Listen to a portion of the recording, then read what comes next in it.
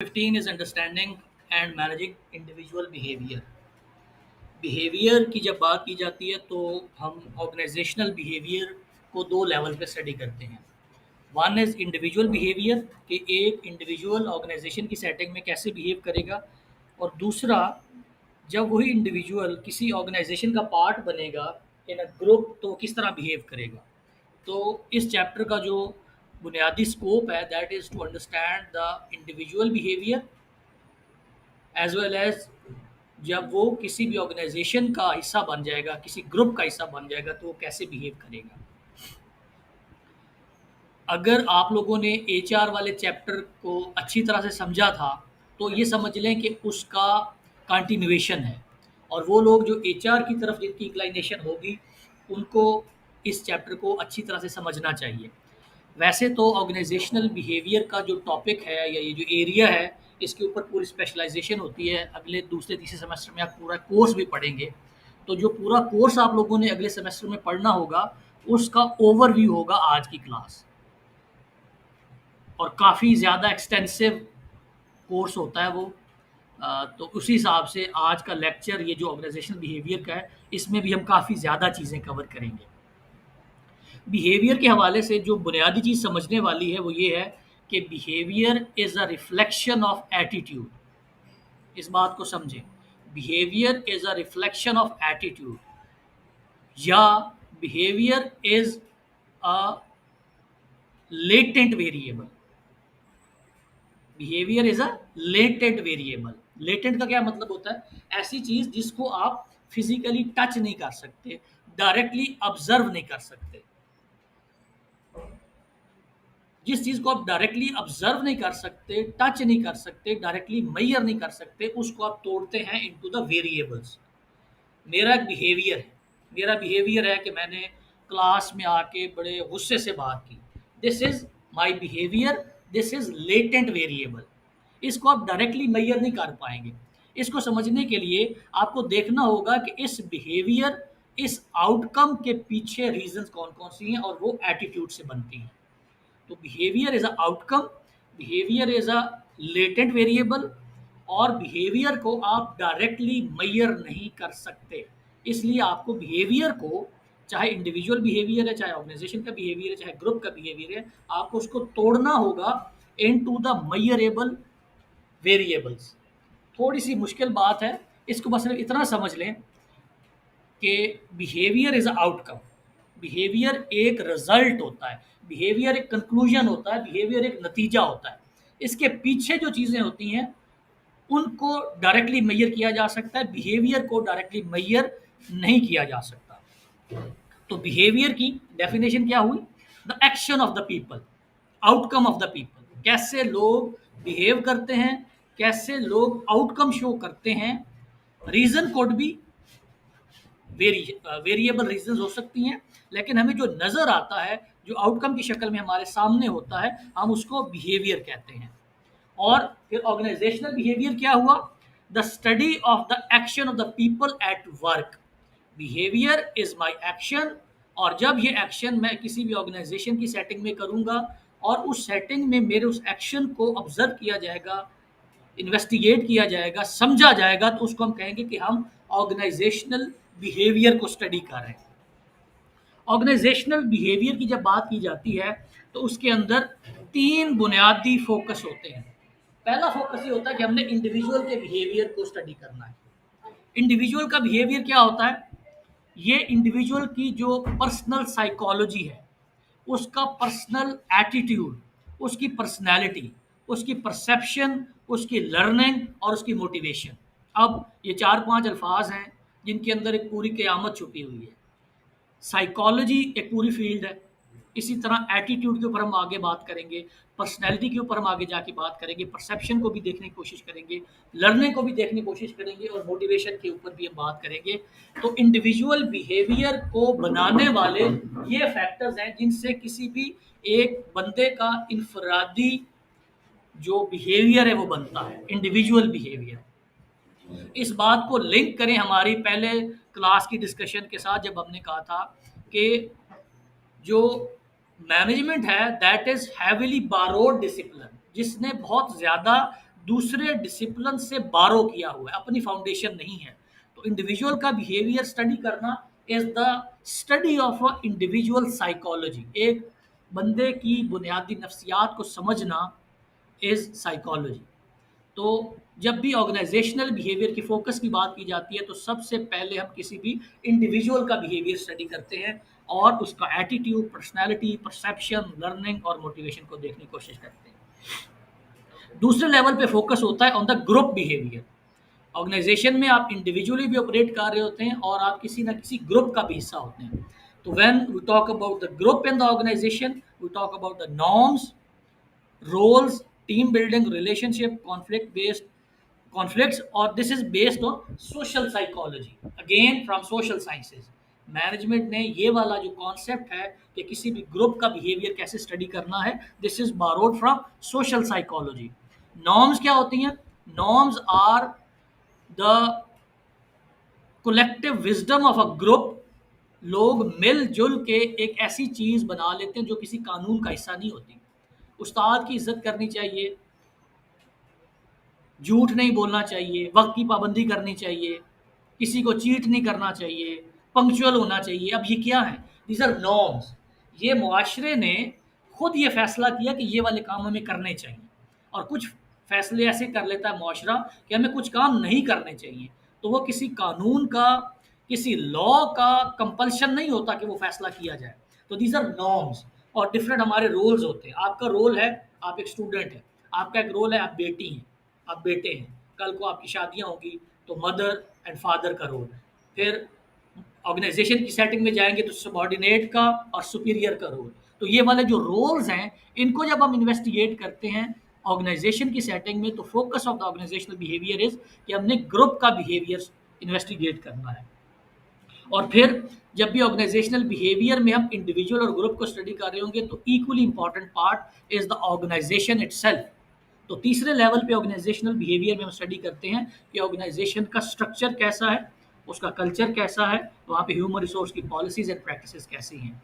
तो बुनियादी focus of the organisational behaviour is studying the human behaviour at individual level, at group level, और जिस organisation के साथ इनकाउंटर हो रहा होता है उस ऑर्गेनाइजेशन की पॉलिसीज, कल्चर और स्ट्रक्चर का भी बुनियादी अहमियत के फैक्टर्स होते हैं जिनको इन्वेस्टिगेट करना focus of the organisational behaviour की अम्ब्रेला के अंडर आता है। कभी आपने सुना है iceberg phenomena? What is iceberg phenomena? Iceberg phenomena क्या होता है? इस तस्वीर को देख के क्या लगता है, अगर आपको ये नज़र सही तरह से आ रही है कि ये आइसबर्ग है, ये ऊपर नज़र आ रहा है इतना है। आइसबर्ग फिनोमेना ये होता है कि ये बहुत जगह अप्लाई होता है कि आइसबर्ग में हमें जो नज़र आ रहा होता है वो होता है 20%, 80% छुपा होता है। तो इस एनालॉजी को ड्रा किया जाता है कि आइसबर्ग का जो फिनोमेना है कि 80% जो रीजंस होती हैं उनकी वजह से जो मसाइल हमें नज़र आ रहे हैं वो 20% होते हैं। या दूसरी तरफ से इसको अगर आप देखें कि हमें जो मसाइल नज़र आते हैं उनमें से 20% की वजूहात उन 80% में छुपी होती हैं। जो चीज़ हमें नज़र नहीं आती वो ज़्यादा होती है एज कंपेयर टू जो हमें चीज़ नज़र आ रही होती है। तो 20% मसाइल की वजूहात 80% होती हैं जो छुपी होती हैं। This is called iceberg phenomena, कि हमें जो चीज़ नज़र आती है वो बहुत ही कम होती है और उसके पीछे जो उसकी वजूहात होती हैं वो छुपी होती हैं और बहुत ज़्यादा होती हैं। तो ऑर्गेनाइजेशन को भी इसी आइसबर्ग फिनोमेना से इक्वेट किया जाता है कि जब ऑर्गेनाइजेशनल बिहेवियर की आप बात करेंगे, इंडिविजुअल की या ग्रुप की या ऑर्गेनाइजेशनल एस्पेक्ट की, तो हमें जो चीज़ें नज़र आएंगी वो ऊपर वाला सिर्फ 20% वेरिएबल्स नज़र आएंगे, विजिबल एस्पेक्ट होगी जो नज़र आएगी। हमें नज़र क्या क्या आता है ऑर्गेनाइजेशन के बारे में कि ऑर्गेनाइजेशन की स्ट्रैटेजीज क्या है, वो किस तरह ऑपरेट करती है, उसके ऑब्जेक्टिव्स क्या हैं, उसकी पॉलिसीज एंड प्रोसीजर्स कौन कौन से हैं, उसका स्ट्रक्चर कौन सा है, वो कौन सी टेक्नोलॉजी इस्तेमाल करती है, उसमें फॉर्मल अथॉरिटी किसके पास है और उसमें चेन ऑफ कमांड किसके पास है। अब ये सारी चीज़ें हैं जो हमें नज़र आ रही होती हैं किसी भी ऑर्गेनाइजेशन के केस में।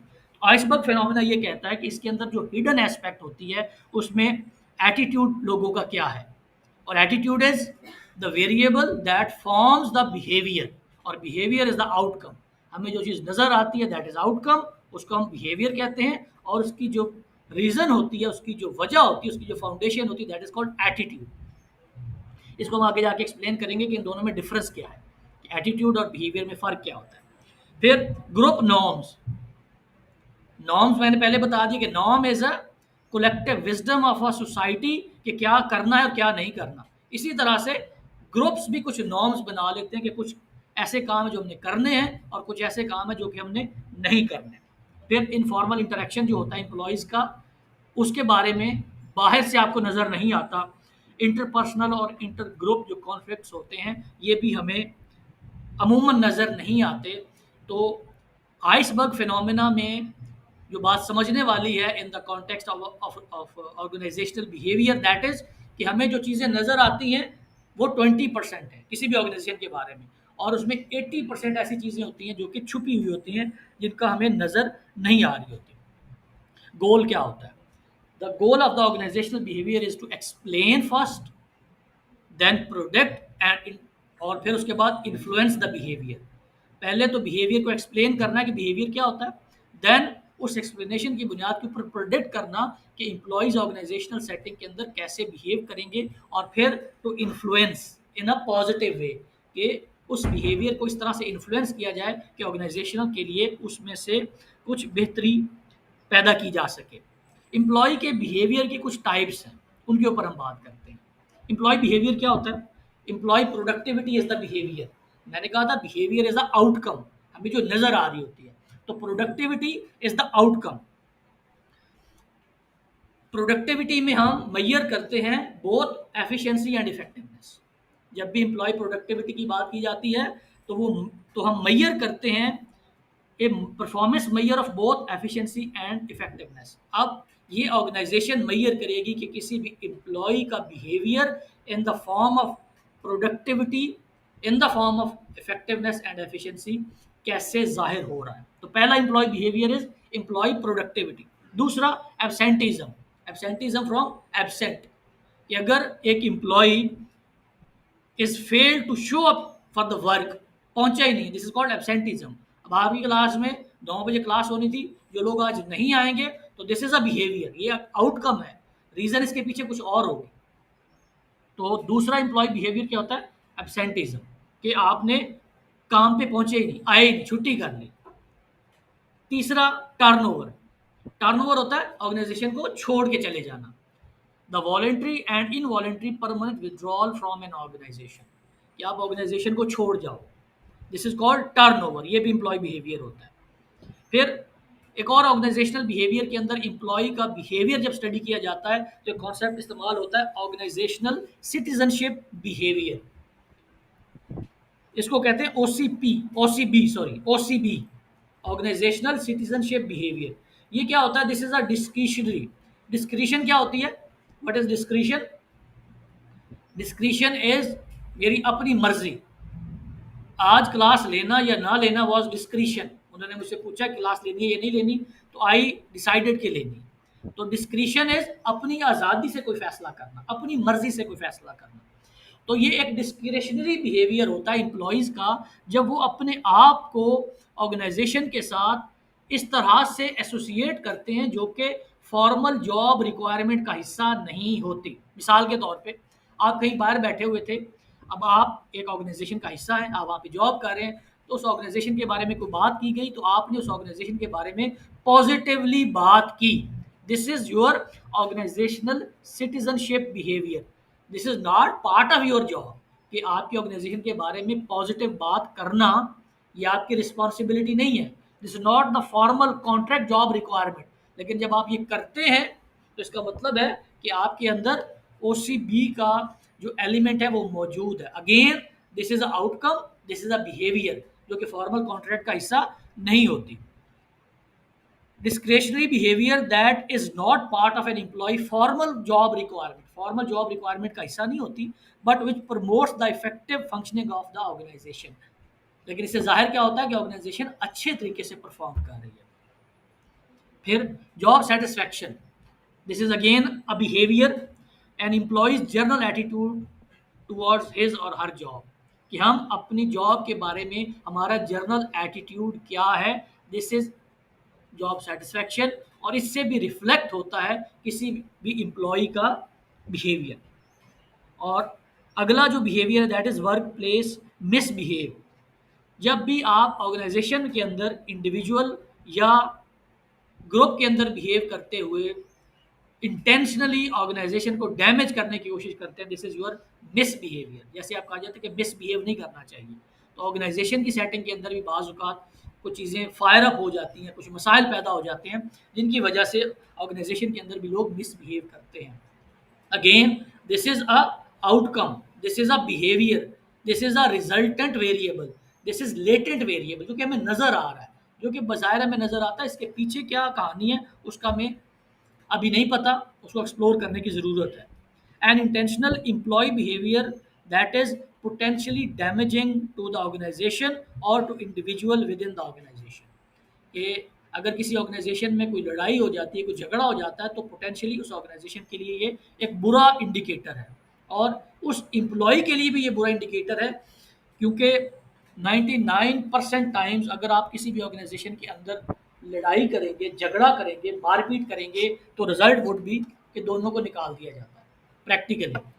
तो मेक श्योर कि अगर कभी आपको गुस्सा आ जाता है, फ्लेयर अप हो जाते हैं, तो हाथ उठाने से पहले ये याद रख लें कि अगर आपने किसी के ऊपर हाथ उठाया तो इसका मतलब है कि बाय लॉ आप दोनों को निकालने के ऊपर कोई भी कानून आपकी मदद नहीं कर पाएगा, स्ट्रेट अवे आपको टर्मिनेशन का लेटर मिल जाएगा।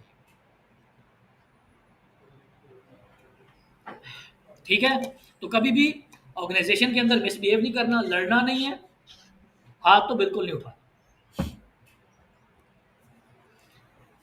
हमने बहुत वर्ड इस्तेमाल किया एटीट्यूड, कि attitude is the reason, one of the reason जिसकी वजह से बिहेवियर बनता है। बिहेवियर इज द आउटकम, बार बार मैं इस बात को दोहरा रहा हूँ, याद रखना है आपने कि behaviour is the outcome, behaviour is the reflection, behaviour is the latent variable, behaviour is the resultant variable. जो रिजल्ट हो रहा है, जो हमें नजर आ रहा है, इसके पीछे जो कॉज है वो कुछ और है। एटीट्यूड हमारी इवेलुएटिव स्टेटमेंट्स होती हैं।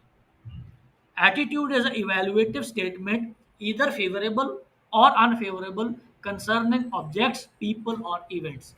जब भी हम किसी ऑब्जेक्ट के बारे में, किसी बंदे के बारे में या इवेंट के बारे में फेवरेबल अच्छा या अनफेवरेबल बुरा कोई भी इवेलुएटिव स्टेटमेंट देंगे, मुल्क के अंदर महंगाई है, ये एक इवेलुएटिव स्टेटमेंट है। आज गर्मी बहुत ज़्यादा है,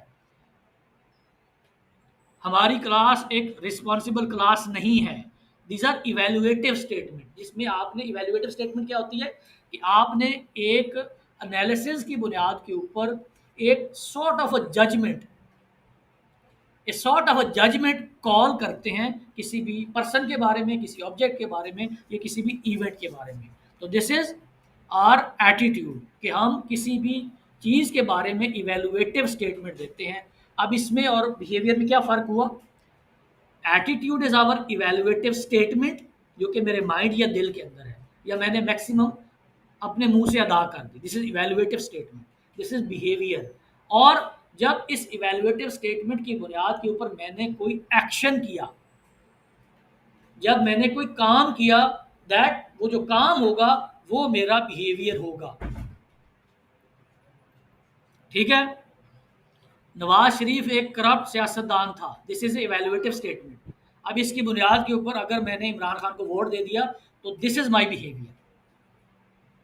ठीक है, ये क्लास अच्छा नहीं पढ़ती, दिस इज माई इवेलुएटिव स्टेटमेंट, और इसकी बुनियाद के ऊपर मैंने आपको कम नंबर दिए। कम नंबर देना इज बिहेवियर, और क्लास अच्छा नहीं पढ़ती, this is my इवेलुएटिव statement.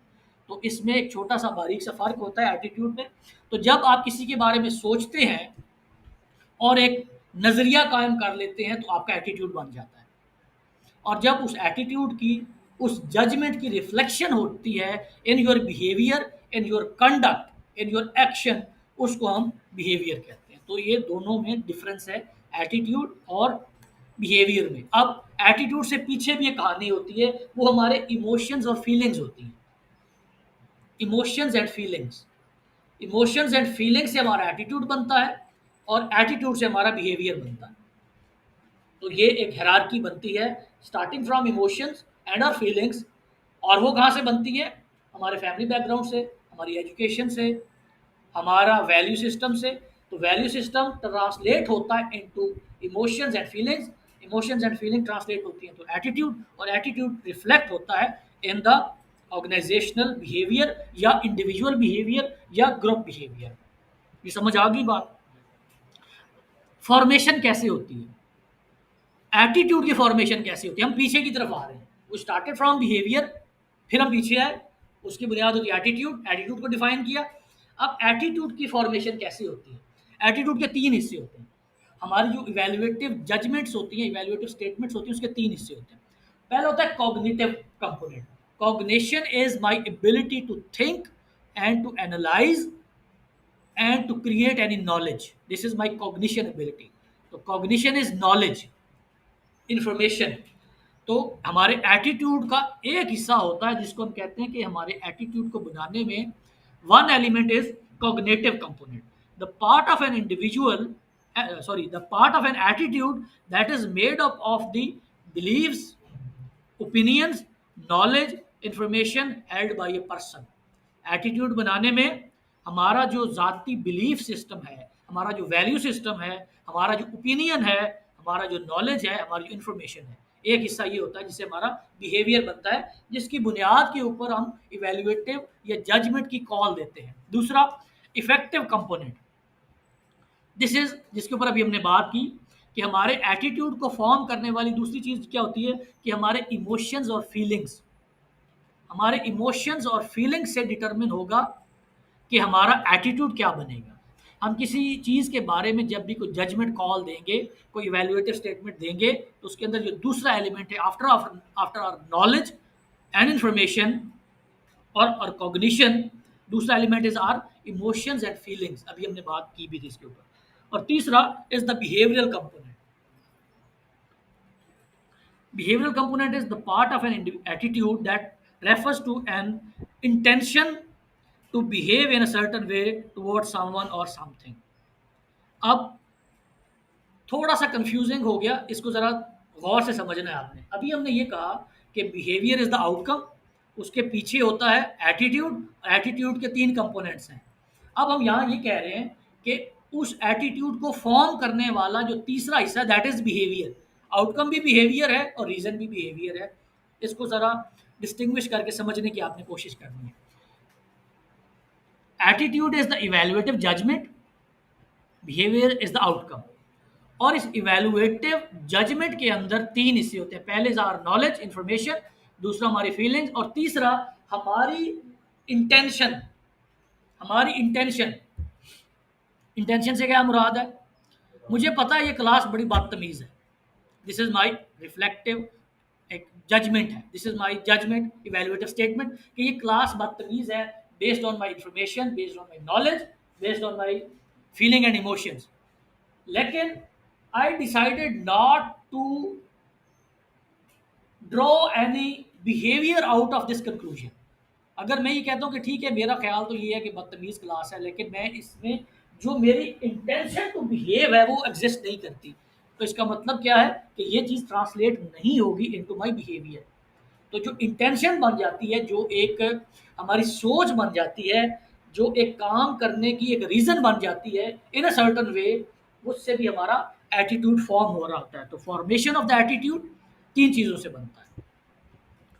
Intention to behave in a certain way, second is our emotions and feelings, and third is कि हमारा जो कॉग्निटिव पार्ट है, हमारी जो इन्फॉर्मेशन है, हमारा नॉलेज है, हमारी जो स्किल्स हैं, इन तीनों चीज़ों से मिल के जो फॉर्मेशन होती है हमारे एटीट्यूड की बनती है, that is reflected in the behaviour. तो started from knowledge, information, feeling and emotions, इससे बुनियाद बन गई, इसके ऊपर इवेल्युएटिव जजमेंट बन गई, दैट इज आर एटीट्यूड, और उसका जब रिफ्लेक्शन हुआ into our conduct, that is our behaviour. Talking about the behaviour, job satisfaction is a behaviour. अभी हमने बात की कि job satisfaction is a behaviour. इसके पीछे क्या होगा? एटीट्यूड होगा। एटीट्यूड के पीछे क्या होगा?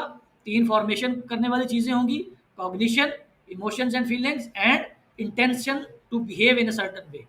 तो जब हमें रिफ्लेक्शन नज़र आती है इन अ जॉब सेटिस्फैक्शन किसी एम्प्लॉय के अंदर कि एक बंदा जॉब से सेटिस्फाइड है, तो सबसे पहले ये देखना कि क्या हमारे एम्प्लॉय सेटिस्फाइड हैं, पहला क्वेश्चन ये होगा कि जब भी आप ये बात करेंगे कि ऑर्गेनाइजेशन के अंदर जो जॉब सेटिस्फैक्शन है, दिस इज़ अ बिहेवियर, और इस बिहेवियर के लिए जो पहला सवाल आपको जवाब देना होगा दैट इज़ कि क्या हमारे एम्प्लॉय सेटिस्फाइड हैं या नहीं।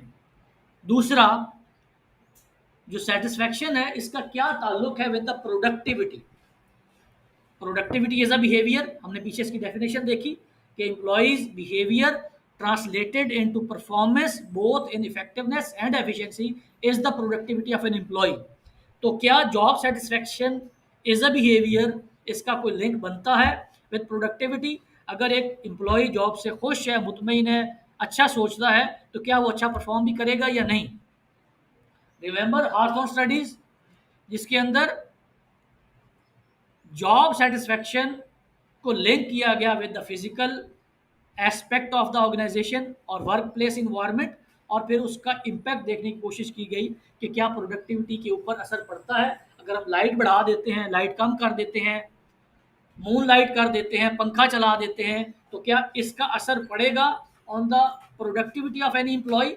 तो हार्थॉन स्टडीज, हमने शायद पहले या दूसरे लेक्चर में इसके ऊपर बात की थी कि ये प्रोडक्टिविटी को मेजर करने का, प्रोडक्टिविटी को गेज करने का एक बहुत बड़ा एक्सपेरिमेंट था, जिसके अंदर ये मेजर करने की कोशिश की गई कि जॉब सेटिस्फैक्शन का या प्रोडक्टिविटी का क्या असर पड़ता है। दूसरा, जॉब सेटिस्फैक्शन और एब्सेंटीज्म। एब्सेंटिज्म इज व्हाट, कि अगर आप शो अप ही नहीं करते फॉर द वर्क, तो क्या जो बंदा अपनी जॉब से सेटिस्फाइड होगा उसके अंदर एब्सेंटिज्म के चांसेस कम हैं या ज़्यादा हैं। फिर सेटिस्फैक्शन एंड टर्नओवर, जो बंदा जॉब से ज़्यादा सेटिस्फाइड है उसका जो बिहेवियर होगा क्या वो टर्नओवर वाला होगा। एंड टर्नओवर इज कि अगर आप जॉब छोड़ जाते हैं। Job satisfaction and customer satisfaction. Job satisfaction is internal phenomena कि ऑर्गेनाइजेशन के अंदर लोग क्या अपनी जॉब से सेटिस्फाइड हैं या नहीं।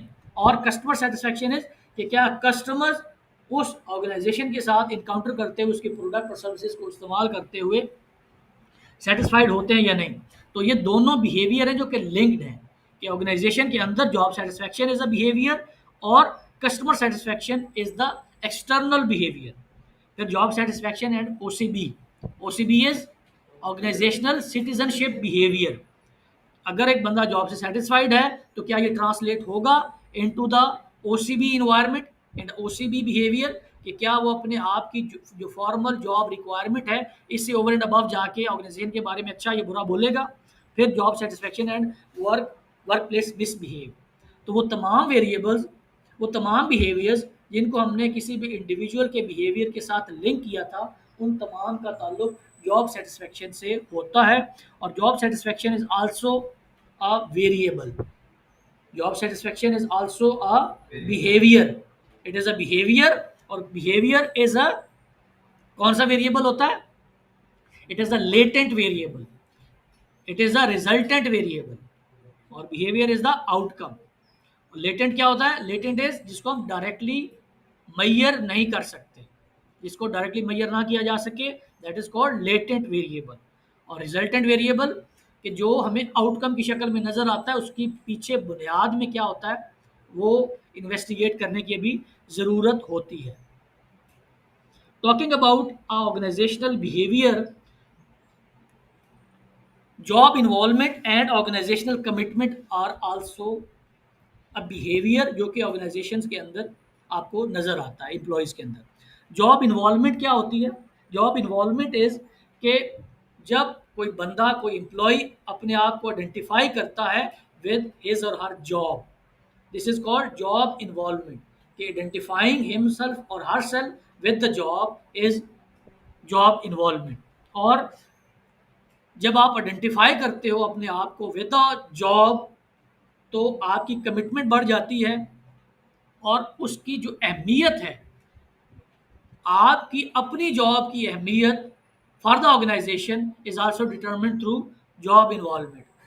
कि आप अपने आप को आइडेंटिफाई करते हो, लिंक करते हो विद द जॉब, और अपनी जॉब को अहम समझते हो for the organisation. This is job involvement, कि जॉब के अंदर बंदा कितना इन्वॉल्व है, दिस इज जॉब इन्वॉल्वमेंट।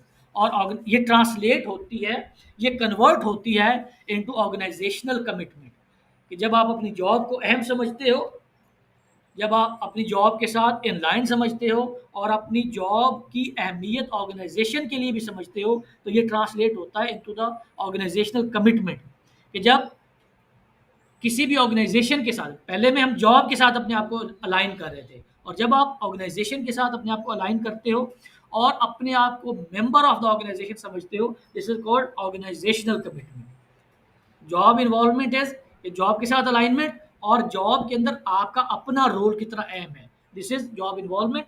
और जब आप अपने आप को ऑर्गेनाइजेशन के साथ अलाइन करते हो और अपनी कंट्रीब्यूशन को अहम समझते हो फॉर द ऑर्गेनाइजेशन, और अपनी मेंबरशिप के ऊपर फख्र करते हो, दैट इज ऑर्गेनाइजेशनल कमिटमेंट। और फिर इससे जो चीज़ निकलेगी that is perceived organisational support.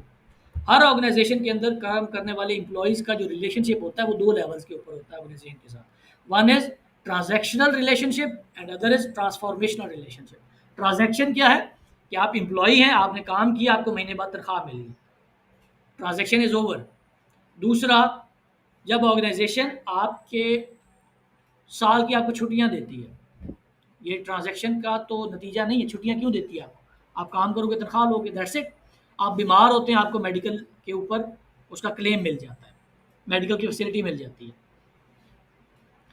तो दिस इज जो परसीव्ड सपोर्ट है फ्रॉम द ऑर्गेनाइजेशन, के मेरा और ऑर्गेनाइजेशन का जो रिलेशनशिप है, this is not only a transactional relationship, it is a transformational relationship, जिसमें मेरा और ऑर्गेनाइजेशन का सिर्फ फाइनेंशियल अरेंजमेंट नहीं है, ये मेंबरशिप का रिलेशनशिप है।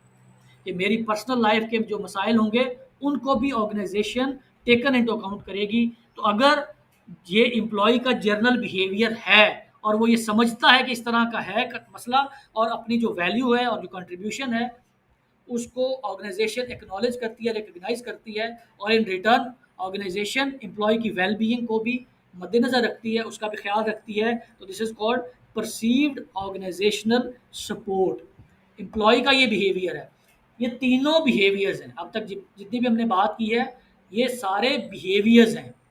ऑर्गेनाइजेशनल कमिटमेंट एक बिहेवियर है, जॉब इन्वॉल्वमेंट भी एक बिहेवियर है, और परसीव्ड ऑर्गेनाइजेशनल सपोर्ट भी एक बिहेवियर है। Employee engagement, when employees are connected, satisfied and enthusiastic about their jobs, this is called job employee engagement. तो एक और वेरिएबल जिसको ऑर्गेनाइजेशनल बिहेवियर की सेटिंग में आपने इन्वेस्टिगेट करना है, दैट इज कि एम्प्लॉय की जो इंगेजमेंट है विद द ऑर्गेनाइजेशन वो कितनी है। ये सारे वेरिएबल्स हैं, ये सारे बिहेवियर्स हैं, ये सारी आउटकम्स हैं, ये तमाम के तमाम लेटेंट वेरिएबल्स हैं। Attitude and consistency, this is a theory which concludes somehow कि जो एटीट्यूड होता है, और attitude is what is attitude,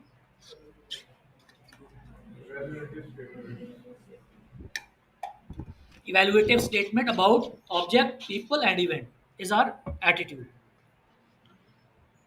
attitude के बारे में जो रिसर्च है दैट इज के attitude is a consistent phenomena. हमारी जो इवेल्युएटिव स्टेटमेंट्स होती हैं ये कंसिस्टेंट होती हैं over the period of time. मिसाल के तौर पे मीडिया कम्युनिकेशन में, कम्युनिकेशन के अंदर हमने एक चैप्टर पढ़ना है, पता नहीं टाइम मिलता है कि नहीं, उसके अंदर एक थ्योरी पढ़ाई जाती है दैट इज के जो अलाइनमेंट्स हैं, जो एसोसिएशंस हैं, my alignments and my associations towards religion, towards political party, towards my culture, ये चेंज नहीं होती। सादा लफ्ज़ों में कि अगर एक बंदा मुसलमान है, या अदर वे राउंड कर देते हैं, अगर कोई एक बंदा गैर मुस्लिम है उसको आप सिर्फ आर्ग्यूमेंट से मुसलमान नहीं कर सकते। मीडिया कम्युनिकेशन में, कम्युनिकेशन के बैरियर्स में एक थ्योरी पढ़ाई जाती है कि जो बिहेवियर और एटीट्यूड होता है ये कंसिस्टेंट होता है। कंसिस्टेंट का मतलब है कि ये तब्दील नहीं होगा, ये चेंज नहीं होगा। और एटीट्यूड के पीछे क्या होता है, कंपोनेंट्स कौन कौन से हैं, थ्री बिलीव्स। फॉर्मेशन कैसे होती है एटीट्यूड से, एटीट्यूड की फॉर्मेशन कैसे होती है, नॉलेज, कॉग्निशन से, इंफॉर्मेशन से, दूसरा इमोशंस एंड फीलिंग्स, और तीसरा intention to behave. This is formation of my attitude. तो my intention and my alignment towards any political party, towards any religious party, towards my culture, towards my family, इनको आप argument से तब्दील नहीं कर सकते। तो मतलब क्या हुआ, नतीजा क्या निकला कि आप किसी भी बंदे के एटीट्यूड को सिर्फ आर्ग्यूमेंट से तब्दील नहीं कर सकते। तो एटीट्यूड हमेशा कंसिस्टेंट होगा, एक ही तरह से होगा। अब इसके ऊपर एक सवाल उठ सकता है, ये बात समझ आ गई वैसे कि तमाम लोगों के जो रिलीजियस बिलीव्स होते हैं, जो एटीट्यूड्स होते हैं, वो कंसिस्टेंट होते हैं, वो तब्दील नहीं हो सकते। और इसकी फॉर्मेशन हमने देख ली कि कैसे बन के आते हैं।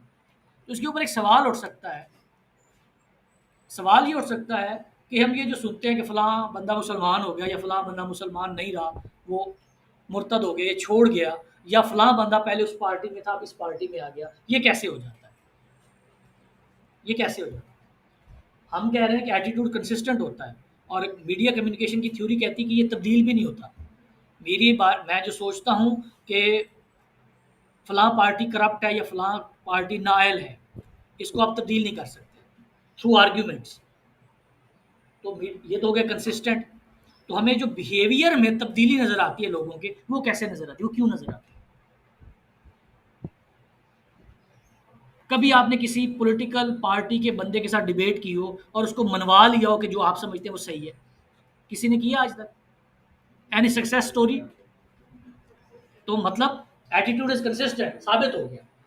लेकिन सवाल फिर वही है कि लोग फिर अपना रिलीजन क्यों तब्दील कर लेते हैं, लोग अपना पॉलिटिकल पार्टी क्यों चेंज कर लेते हैं?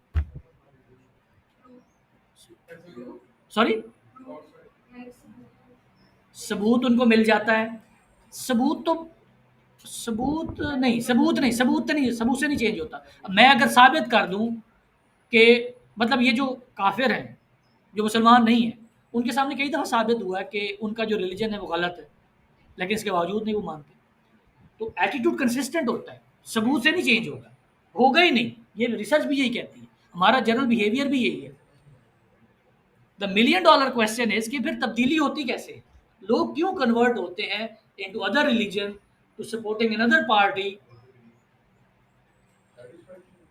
नहीं, conception is very close word जो मसले का हाल है। अपनी एग्जांपल में देता हूँ, अक्टूबर 2011 के इमरान खान के जलसे में मीनार पाकिस्तान पे मैं था।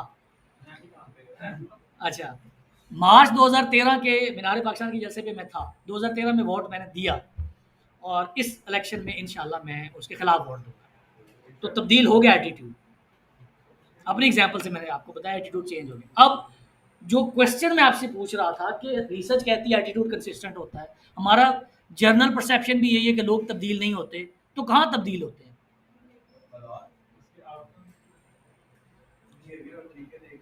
बिहेवियर के तरीके, कॉन्सेप्शन, आपने क्या कहा? ये तीनों चीज़ें क्लोज हैं, लेकिन फॉर्मेशन ऑफ एटीट्यूड, उसको याद करें। फॉर्मेशन कैसे बनती है इसकी, उसके अंदर जब तब्दीली होगी तो तब्दील होगी। फॉर्मेशन क्या थी? मेरा बिलीफ सिस्टम था कि इमरान खान पाकिस्तान के मसाइल हल कर लेंगे, this is my belief system. मेरा नॉलेज ये था कि मौजूदा हुकूमत करप्ट है, this was part of my knowledge, my information, my cognition, और माई इंटेंशन टू बिहेव ये था कि 2013 में इसको वोट दूंगा, पाकिस्तान बदल जाएगा। तो this is in overall behaviour जो कि कंडक्ट में जाहिर हुआ, और मैंने वोट दिया 2013 में। अगर तब्दीली आनी है तो वो आएगी in the formation of the attitude. तो जब भी किसी के साथ ऑर्गेनाइजेशन की सेटिंग में, पर्सनल सेटिंग में आप इनकाउंटर करेंगे, तो कभी भी बिहेवियर के ऊपर बात ना करें। उसको ये ना कहें कि तुम यूथी हो या तुम पटवारी हो। यूथिया होना, पटवारी होना is a behaviour, this is an outcome, इसके ऊपर बात ना करें। या सुन्नी हो, शिया हो, दिस इज एन आउटकम, इसके ऊपर ही बात ना करें। वहां पे बात करें ये फॉर्मेशन कैसे हुई, इसका वैल्यू सिस्टम क्या था, जिसकी बुनियाद के ऊपर इसने इवेल्युएटिव जजमेंट दी। इवेल्युएटिव जजमेंट के अंदर जो तीनों हिस्से थे, उसमें से किसकी वजह से इसका ये इवेल्युएटिव स्टेटमेंट बन रहा है, और फिर उसका जो बिहेवियर है वो कॉरेस्पॉन्डिंगली निकल के आ रहा है। तो जो एटीट्यूड होता है वो कंसिस्टेंट होता है, लेकिन ऑर्गेनाइजेशन की सेटिंग में आपको एज एन एम्प्लॉय अपना एटीट्यूड चेंज करना पड़ेगा। आपका बॉस ये काम आपको कह रहा है तो आपको करना पड़ेगा। तो एटीट्यूड को जब चेंज करना होगा, या अगर आप बॉस हैं तो आपने उसके बिहेवियर के ऊपर बात नहीं करनी, आउटकम के ऊपर बात नहीं करनी, उस एस्पेक्ट के ऊपर बात करनी है जिसकी वजह से एक सर्टन एटीट्यूड बन के सामने आ रहा है, and that is deeply rooted in the value system. और value system is one of the component जिससे हमारा एटीट्यूड फॉर्म होता है, एटीट्यूड बनता है। समझ आ गई ये बात? कॉग्निटिव डिसोनेंस की थ्योरी के बारे में मैंने आपको कहा था कि आपने पढ़ना है दूसरे तीसरे लेक्चर में। किसी ने पढ़ा था what is cognitive dissonance? Anyone? Cognition का तो पता चल गया ना। Cognition is our knowledge, information, capacity to acquire knowledge is our cognition, cognitive part, and dissonance is inconsistency, फर्क होना। तो हमारे नॉलेज और इंफॉर्मेशन और वैल्यू सिस्टम के अंदर जब इनकंसिस्टेंसी होगी, जब फर्क होगा, तो उसको एक थ्योरी डिफाइन करती है कि एनी इनकम्पेटिबिलिटी और इनकंसिस्टेंसी बिटवीन एटीट्यूड और behaviour and attitude. Between attitude अगर कोई डिफरेंस है या बिहेवियर और एटीट्यूड के दरमियान कोई डिफरेंस है और उसके अंदर कोई इनकंसिस्टेंसी है, कंपैटिबिलिटी नहीं है, तो ये रिफ्लेक्ट होगी इनटू द बिहेवियर। इसको कहा जाता है कॉग्निटिव डिसोनेंस थ्योरी। और psychological tension is created when individual behaviour is inconsistent his और हर बिलीफ सिस्टम। एक साइकोलॉजिकल टेंशन होती है जो कि बंदे को एक्सपीरियंस करनी पड़ती है जब आपका बिहेवियर कुछ और है और आपका एटीट्यूड कुछ और है। आप किसी चीज़ को सही समझते हैं लेकिन आपको रोका जाता है कि वो ना करो। आप किसी चीज़ को गलत समझते हैं लेकिन आपको कहा जाता है वो करो। तो this is cognitive dissonance. Dissonance is inconsistency. Any inconsistency और कंपैटिबिलिटी का ना होना due to your behaviour and attitude का डिफरेंस या एटीट्यूड और बिहेवियर का डिफरेंस, इन दोनों में जब डिफरेंस आता है तो एक डिसोनेंस क्रिएट होती है, एक टेंशन क्रिएट होती है। आपके लिए इम्प्लीकेशन क्या है कि अगर आप एज अ मैनेजर अपने एम्प्लॉय से कुछ ऐसा काम करवाने जा रहे हैं जो कि उसके वैल्यू सिस्टम से, उसकी कॉग्निशन से, उसके नॉलेज स्ट्रक्चर से डिफरेंट है, तो उससे एक इनकंसिस्टेंट या कंपैटिबिलिटी का ना होना एक उसका नतीजा निकलेगा और जिसकी वजह से वो एक टेंशन का शिकार हो जाएगा। तो इसको कॉग्निटिव डिसोनेंस थ्योरी कहा जाता है। इसको अवॉइड करना है और इसका अगर आपको आपके ऊपर ही अप्लाई हो जाती है, आपको किसी ऐसे काम के लिए मजबूर किया जाता है जिसकी वजह से आपके अंदर आपका जो नॉलेज का, इंफॉर्मेशन का स्ट्रक्चर है उसमें और बिलीफ सिस्टम में कोई कॉन्ट्रडिक्शन आती है, तो इसको इनकाउंटर करने का, इसको अवॉइड करने का तरीका क्या हो सकता है? हम कैसे अवॉइड कर सकते हैं कि वैल्यू सिस्टम कुछ और कहता है और हमें बिहेव करने का, कंडक्ट का कोई और तरीका कहा जा रहा है, तो कैसे करेंगे? आंसर इज जो हमने पीछे बात की, never focus on the attitude, always focus on the formation of the attitude. Behaviour के ऊपर कभी बात नहीं करें, बिहेवियर के ऊपर कभी बात नहीं करें। The key learning of this whole session would be don't talk about the behaviour. कभी भी बिहेवियर के ऊपर बात ना करें, हमेशा पहले उसके बिहेवियर के पीछे एटीट्यूड ढूंढें, एटीट्यूड की फॉर्मेशन ढूंढें और फॉर्मेशन में से देखिए कि कौन सा वैल्यू सिस्टम है, कौन सा नॉलेज का एस्पेक्ट है, कौन सी इंटेंशन टू बिहेव है जिसकी वजह से ये एटीट्यूड बना और उसके ऊपर इसका रिफ्लेक्शन हुआ और इसका कंडक्ट बन गया। तो कॉग्निटिव डिसोनेंस के केस में भी आपने उसका एटीट्यूड डिटरमिन करना है और उसकी फॉर्मेशन देखने की कोशिश करनी है। कौन कौन से फैक्टर्स होते हैं जब भी कॉग्निटिव डिसोनेंस की थ्योरी की हम बात करते हैं कि हम ये डिसोनेंस को किस तरह डिटरमिन करेंगे? ये जो डिफरेंस है, जो कंपैटिबिलिटी का ना होना है, इसको कैसे ओवरकम करेंगे? फैक्टर्स कौन कौन से हैं? The importance of the factor creating the dissonance. वो जो फैक्टर है जिसकी वजह से इनकंसिस्टेंसी आ रही है, डिसोनेंस क्रिएट हो रही है, उसकी अहमियत कितनी ज़्यादा है। लास्ट क्लास में उसामा कह रहा था कि आज क्लास में स्टूडेंट कम आएंगे, रात को इबादत करते रहे। तो रात को इबादत करना इज एन एटीट्यूड और अ बिहेवियर जिसकी वजह से एक डिसोनेंस क्रिएट हो गई, एक इनकंसिस्टेंसी क्रिएट होगी अगले दिन की क्लास के अंदर। अब इसकी अहमियत क्या है? अगर यहाँ पे क्लास में पढ़ाने वाला कोई बंदा कहे कि ये क्या फजूल काम किया उन्होंने, रात इबादत करना कौन सा ज़रूरी था, तो इम्पोर्टेंस है जिसके बिहेवियर के अंदर इनकंसिस्टेंसी आई है, डिसोनेंस आई है, उससे डिटरमिन होगा कि आपने उसको इनकाउंटर कैसे करना है। तो सबसे पहले जिस फैक्टर की वजह से इनकंसिस्टेंसी आ रही है उसकी अहमियत को गेज करें, उसकी अहमियत को पहचानने की कोशिश करें। The degree of the influence of the individual over these factors, जो इंडिविजुअल है, जो बंदा है जिसके बिहेवियर के अंदर आपको इनकंसिस्टेंसी नजर आई है, उसका कितना इन्फ्लुएंस है उस फैक्टर के ऊपर जिसकी वजह से उसमें तब्दीली आई है। जैसे उसामा ने कहा जी इबादत की है, इबादत की वजह से आज नहीं आए, तो इबादत करना की जो अहमियत है वो कितनी ज़्यादा है ऑन द बिहेवियर, इससे गेज होगा कि अगर मैंने इसको छेड़ना है। जैसे मैंने पहले किसी क्लास में कहा था कि ईस्टर वाले दिन या क्रिसमस वाले दिन आप क्रिश्चियन स्टाफ को कहें कि तुम आ जाओ, हमने ऑफिस में आना है, तो उसके लिए तो मतलब वो ज़िंदगी और मौत का मसला बन जाएगा। उसकी तो ईद है उस दिन, उसकी कितनी अहमियत है। और अगर कोई अहले तशी है और उसको आप कहें कि 10 मुहर्रम वाले दिन हमने फ़लाँ काम करना, तो उसके लिए तो उसकी बहुत ज़्यादा अहमियत है।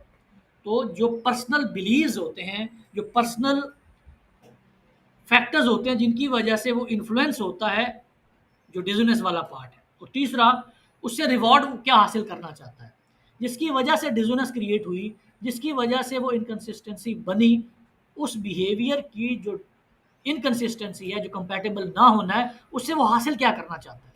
इबादत करके वो क्या हासिल करना चाहता है, इबादत करके वो क्या हासिल करना चाहता है। अब इससे गेज होगा कि अगर तो उसने इबादत करके कुछ हासिल नहीं करना, तो अगर आप उसको बुलाएंगे अगले दिन तो वो आ जाएगा। लेकिन अगर वो उस इबादत से जन्नत हासिल करना चाहता है और आप उसको अगले दिन बुलाओगे दफ्तर आओ, वो कहेगा दफ्तर गया बाढ़ में, मैं तो जन्नत कमाने चला हूँ। तो कॉग्निटिव डिसोनेंस को गेज करने के लिए इन तीनों फैक्टर्स का, इन तीनों सवालों का जवाब देना भी ज़रूरी होता है कि जिसकी वजह से वो तीनों फैक्टर्स कंट्रीब्यूट कर रहे होते हैं कि जो इनकंसिस्टेंसी है, जो डिफरेंस है, वो क्यों क्रिएट हुआ है। एटीट्यूड को गेज करने के लिए ऑर्गेनाइजेशंस के अंदर डिफरेंट सर्वेज भी किए जाते हैं। हमने पहले डिफाइन कर लिया बिहेवियर को, ऑर्गेनाइजेशनल बिहेवियर को, उसकी फॉर्मेशन देख ली। अब हम एटीट्यूड की बात करते हुए इसको गेज करने का एक तरीका ये होता है कि आप सर्वे कर लें, कि आप अपने रिस्पॉन्स लेते हैं ऑर्गेनाइजेशन के एम्प्लॉय से, वर्क ग्रुप से, जॉब के बारे में और सुपरवाइज़र और ऑर्गेनाइजेशन के बारे में, जिससे आप एटीट्यूड को गेज कर सकते हैं। एक तरीका ये हो सकता है कि एम्प्लॉयज़ का ओवरऑल एटीट्यूड है क्या, उसके बारे में आप एक सर्वे कर सकते हैं।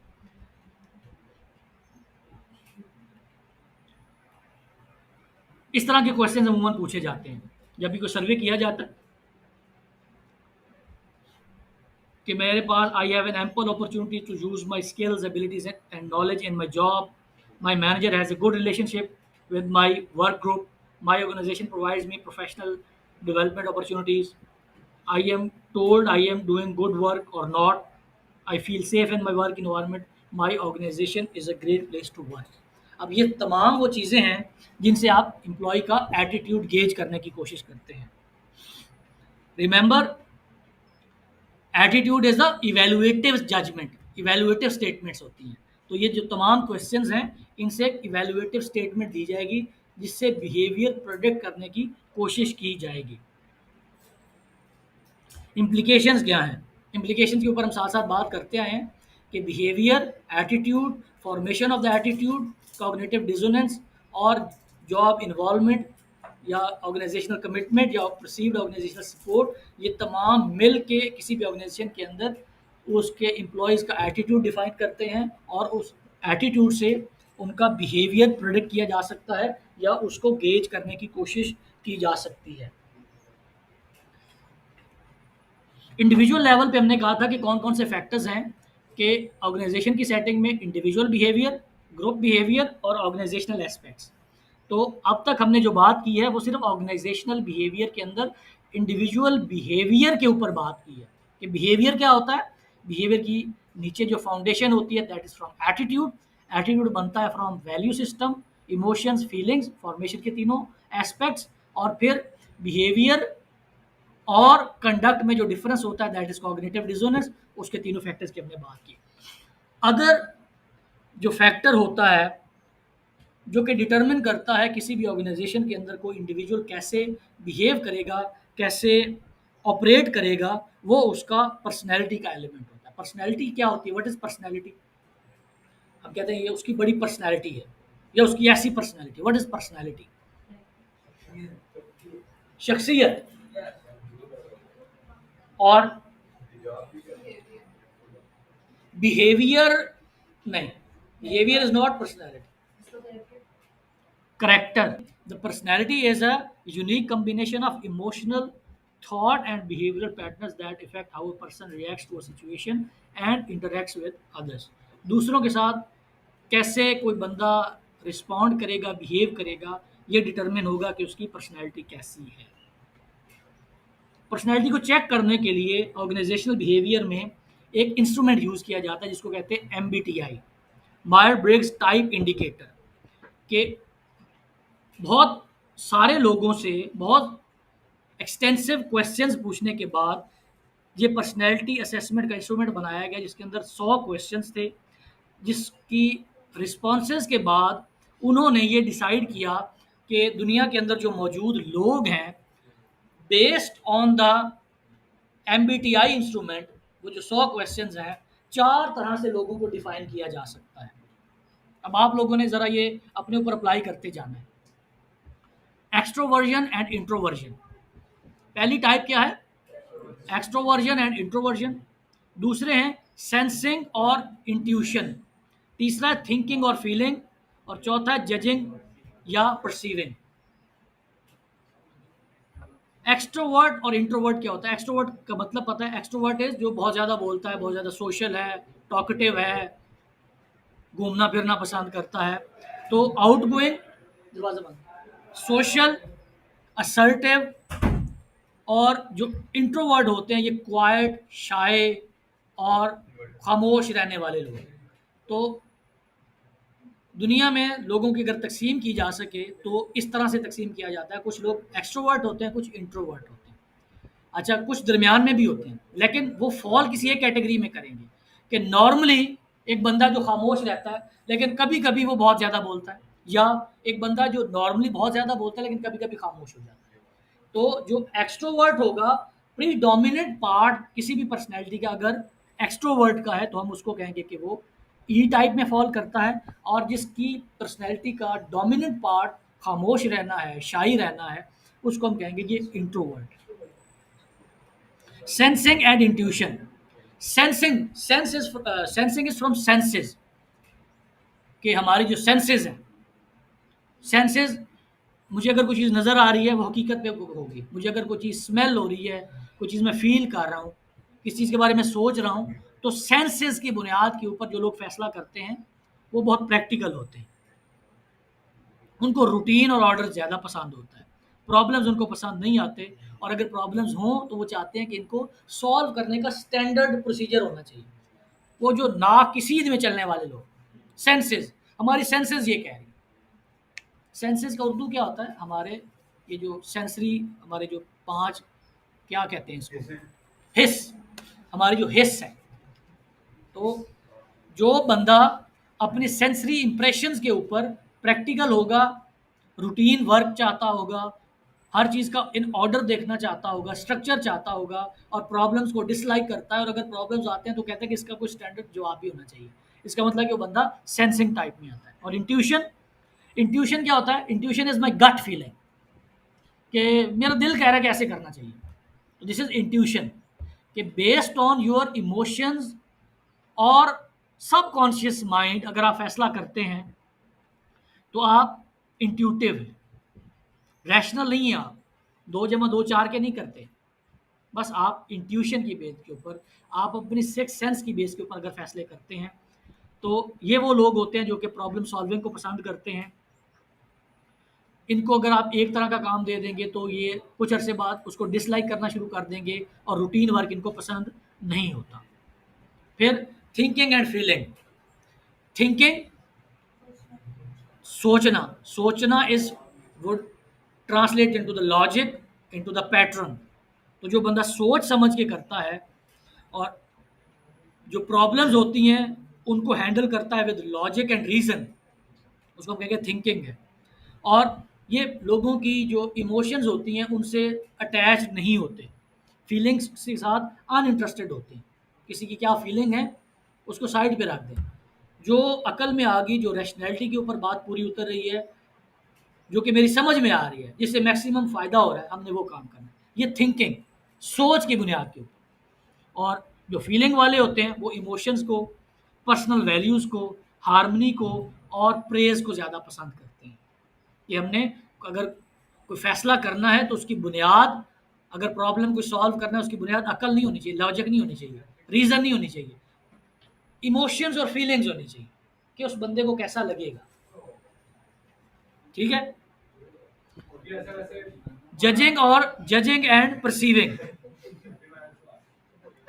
जजिंग टाइप इज वो लोग जो जजमेंट को पसंद करते हैं, जजमेंट को पसंद करते हैं, कंट्रोल चाहते हैं।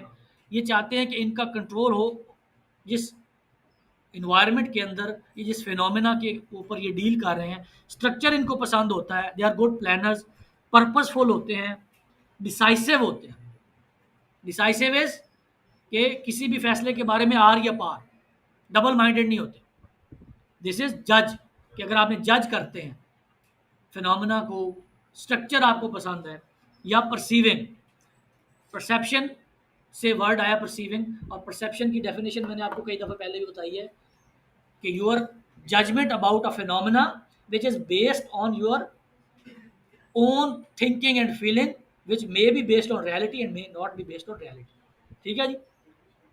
तो परसीव करने वाले कौन से लोग होते हैं? ये फ्लेक्सिबिलिटी और स्पॉन्टेनियस होते हैं, अडॉप्टेबल होते हैं और टॉलरेंट होते हैं। तो ये 4 तरह की टाइप्स हैं जो कि एमबीटीआई का जो इंस्ट्रूमेंट है पर्सनैलिटी को असेस करने का। अब जैसे मैंने क्लास के शुरू में कहा था कि आज का जो सेशन है, this is the overview of your whole subject, जो कि आप एडवांस लेवल में पढ़ोगे। तो एमबीटीआई के ऊपर हम इसका जो इंस्ट्रूमेंट है या इंस्ट्रूमेंट के अंदर जो सवाल हैं, उनको अगले सेशंस में जाके, एडवांस लेवल के कोर्सेज में जाके हम इसको देखने की भी कोशिश करेंगे। अब जो पैटर्न बनता है वो इस तरह बनता है एग्जाम्पल से कि इंट्रोवर्ट, सेंसिंग और फीलिंग और परसीविंग वालों को ग्रुप किया जा सकता है। कि वो लोग जो इंट्रोवर्ट हैं, सेंसेस इस्तेमाल करते हैं, फीलिंग और परसीविंग को इस्तेमाल करते हैं। और दूसरे जो एक्सट्रोवर्ट हैं वो इंट्यूटिव होते हैं और थिंकिंग और जजिंग को पसंद करते हैं। तो ये 2 कैटेगरीज बनाई जा सकती हैं, और उसके साथ साथ में उनकी जो बेसिक करैक्टरिस्टिक्स हैं, जो बेसिक खूबियाँ हैं एमबीटीआई के हिसाब से, उनको भी एक्सप्लेन किया हुआ है। पर्सनैलिटी के हवाले से एक और जो मॉडल इस्तेमाल होता है, जिसके ऊपर हम आपके अगले सेशंस में कोई मज़ीद भी बात करेंगे, वो ये है कि इंसान की शख्सियत के ऊपर 5 ऐसे फैक्टर्स हैं जिनके ऊपर आपने उसको रेट करके उसके बारे में कंक्लूजन ड्रॉ कर सकते हैं। बिग 5 मॉडल इसको कहते हैं। फर्स्ट इज एक्सट्रोवर्जन, जिसके ऊपर हमने बात कर ली कि एक बंदा कितना सोशल है, कितना टॉकेटिव है, कितना असर्टिव है और कंफर्टेबल है in relationship with others. Agreeableness, agreeableness is क्या कि आप कितने कोऑपरेटिव हैं, एग्री कर जाते हैं दूसरों के ओपिनियन के साथ, आप ट्रस्ट करते हैं, गुड नेचर्ड हैं और दूसरे लोगों के साथ आप अच्छे तरीके से बिहेव करने की कोशिश करते हैं। कॉन्शेंशियसनेस, कॉन्शेंशियसनेस इज कि आप कितने ज़्यादा रिलायबल, रिस्पॉन्सिबल, डिपेंडेबल और परसिस्टेंट हैं for achievement oriented. The big 4 model में से जो चौथा मॉडल है बिग 5 में से, the fourth is emotional stability, कि आप कितने काम हैं, एंथुजिस्टिक हैं, सिक्योर, पॉजिटिव हैं, टेंस हैं, डिप्रेस रहते हैं, इनसिक्योर रहते हैं नेगेटिवली। और पांचवा एलिमेंट है जिससे डिटरमिन होगी आपकी पर्सनैलिटी के अंदर, that is openness to experience, कि आप जो चेंज आती है उसको किस तरह से लेते हैं, इमेजिनेटिव हैं या नहीं, फैसिनेटेड होते हैं चीज़ों के बारे में नहीं, नॉवल्टी को पसंद करते हैं कि नहीं, आर्टिस्टिक है या नहीं, सेंसिटिव और इंटेलेक्चुअल है या नहीं। तो दीज आर बिग 5 मॉडल। ये 5 ऐसे फैक्टर्स हैं जिनके ऊपर रेट किया जाता है हर इंडिविजुअल को। अगेन ये इसका सिर्फ ओवरव्यू है, हम इसको समझ नहीं रहे ये क्या होता है, बस आपको ये बता रहे हैं, क्योंकि इसको समझाने के लिए पूरा कोर्स चाहिए। बस आपको ये पता होना चाहिए कि एक बिग 5 मॉडल होता है, उसके अंदर ये 5 चीज़ें होती हैं। ये कैसे अप्लाई होती हैं, इसको कैसे मेजर किया जाता है, ये आपके स्कोप से बाहर है फॉर नाउ। अच्छा जी, पर्सनैलिटी ट्रेट्स के हवाले से कुछ एडिशनल पर्सनैलिटी ट्रेट्स हैं जिनको हमने देखना है। Locus of control. Locus of control ये होता है कि अगर आप ये समझते हैं कि मैं अपनी ज़िंदगी के फैसले और किस्मत और नताइज का खुद जिम्मेदार हूँ, जितना ज़्यादा आप समझते हैं आपका लोकस ऑफ कंट्रोल उतना ज़्यादा है, और जितना आपको लगता है कि मैं अपनी ज़िंदगी के फैसलों के बारे में, अपनी किस्मत के बारे में, आउटकम के बारे में, कंक्लूजन के बारे में मेरे पास कोई कंट्रोल नहीं, तो आपका लोकस ऑफ कंट्रोल डाउन है। तो ये भी एक टेंडेंसी होती है हर पर्सनैलिटी में कि जब भी उससे पूछा जाता है कि लेट क्यों आए, तो जिसका लोकस ऑफ कंट्रोल ज़्यादा होगा कहेगा मैं उठा ही लेट था मेरी वजह से, और जिसका लोकस ऑफ कंट्रोल नीचे होगा वो कहेगा जी वो लाइट नहीं आ रही थी, मैं बाइक पंचर हो गई, रश बहुत था, इशारा बंद था, पानी नहीं आ रहा। तो लोकस ऑफ कंट्रोल है कि आप अपनी ज़िंदगी के अंदर होने वाले इवेंट्स को अपने ज़िम्मे लेते हैं या बाहर डालते हैं। माजी की हुकूमतें ही करप्ट थी, इस वजह से पाकिस्तान का बेड़ा गर्क है। Locus of control. अच्छा, दूसरा मैकियावेलियन। मैकियावेलिज्म क्या होता है? मैकियावेली का मैंने नाम लिया था। What is Machiavelli? एक प्रिंस था जिसने एक किताब लिखी थी कि जब भी हमने किसी भी फिनोमेना को ऑब्जर्व करना है या इनकाउंटर करना है तो हमने प्रैक्टिकल होना है, हमने इमोशनल डिस्टेंस रखना है फ्रॉम द एक्चुअल सिचुएशन। और आखिरी लाइन आपको याद होनी चाहिए, मैंने कई दफ़ा क्लास में कोट की है, they believe and justify the means. याद है? तो मैकियावेली के नाम से ये एक पर्सनैलिटी ट्रेट है कि कुछ लोग ये चाहते हैं कि and will justify the mean. अगर नतीजा मिल गया है तो उसके पीछे जो हमने तरीका इस्तेमाल किया था वो जस्टिफाइड है, चाहे सही है या गलत है। तो मैकियावेलियन पर्सनैलिटी होती है, इसके ऊपर भी हम आगे जाके बात करें। Self esteem. हर बंदे की एक जजमेंट होती है अबाउट हर सेल्फ और हिम सेल्फ में। जो साइकोलॉजी में है ना, साइकोलॉजी में वो ये है कि जो बंदा, एक होता है law of attraction. Law of attraction क्या होता है कि जिन चीज़ों के बारे में हम सोचते हैं वो रियलिटी बनती है। Thoughts becomes reality, law of attraction. तो अगर आप ये सोचते हैं कि आप अच्छे नहीं हैं तो आपकी रियलिटी यही है कि आप अच्छे नहीं हैं। अपने बारे में हमेशा पॉजिटिव सोचें, अपने बारे में अच्छा सोचें। नार्सिसिस्ट नहीं हो जाना कि 20 सेकंड की एक तकरीर में एक लीडर है जो कि 25 दफ़ा मैं कहता है। हाँ, तो वो नहीं करना, नार्सिसिस्ट नहीं होना, अपनी नरगिसियत का शिकार नहीं हो जाना, अपनी शान में कसीदे नहीं पढ़ने, लेकिन ये कि अपने बारे में लाइकनेस होना, अपने बारे में पॉजिटिव सोचना is a good human trait. एक अच्छा ह्यूमन ट्रेट है कि आपको अपना आप पसंद होना चाहिए। अपना आप पसंद होगा तो जैसे मैंने कहा लॉ ऑफ अट्रैक्शन क्या है कि थॉट्स बिकम्स रियलिटी। जो चीज़ आप सोचते हैं आपके लिए वो हकीकत बन जाती है। इसकी मिसाल इस तरह लें, हम अल्लाह ताला से मांगते हैं हमें चीज़ें मिल जाती हैं, तो यार वो भगवान से भी मांगते हैं उनको भी मिल जाती हैं। क्यों? Thoughts becomes reality. तो वो भगवान से दुआ करके आते हैं, उनका काम हुआ होता है। वो वहाँ से होके आते हैं, कलीसिया से होके आते हैं, उनका काम हुआ होता है। क्यों? Thoughts becomes reality. ठीक है जी। Self monitoring. कुछ लोगों का ख्याल ये होता है कि या उनकी टेंडेंसी ये होती है कि हमने अपने बिहेवियर को एडजस्ट करना है to the external environment. This is called self monitoring. अपने बिहेवियर को एडजस्ट करना according to the external environment is called self monitoring. दो और तरह के पर्सनैलिटी ट्रेट्स होते हैं। One is proactive personality. Proactive personality क्या है कि अगर मैंने 9 बजे क्लास में पहुंचना है तो रात को अलार्म लगा के सोऊं, घर वालों को कह के सोऊं कि मुझे उठा दिया जाए। अगर नाश्ते में डिले हो रहा है तो नाश्ता पकड़ के साथ निकल आऊँ। This is proactive. एक्टिव से प्रोएक्टिव कि आपने प्रॉब्लम होने से पहले उसका सलूशन निकाल लिया। This is proactive. और रिजिलियंस। रिजिलियंस भी एक पर्सनैलिटी ट्रेट है जिसमें हम अपने चैलेंजेस को अपॉर्चुनिटीज़ में कन्वर्ट करने की कोशिश करते हैं। आप लोगों के लिए एक बहुत बड़ा चैलेंज होगा, अभी तक आपने शायद इनकाउंटर नहीं किया, कि आप लोगों को सबको प्रेजेंटेशंस देना होगी, यहाँ आके खड़े होकर पढ़ाना होगा, बताना होगा। कर लिया है? तो जब आपने इसको, ये दिस वाज योर चैलेंज, जब आपने इसको अपॉर्चुनिटी में कन्वर्ट किया और इस मसले को सॉल्व कर लिया, इसका मतलब है कि आपके अंदर रिजिलियंस है।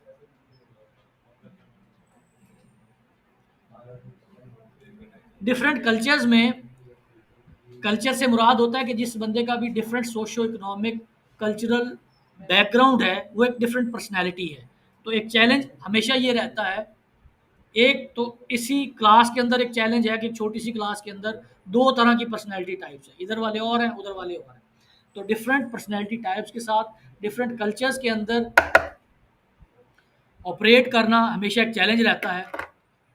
और पर्सनैलिटी को बनाने वाले जो फैक्टर्स हैं, हमने शुरू कहाँ से किया था? वी स्टार्टेड फ्रॉम बिहेवियर, और behaviour is the outcome from of emotions, attitude, emotions नहीं, एटीट्यूड।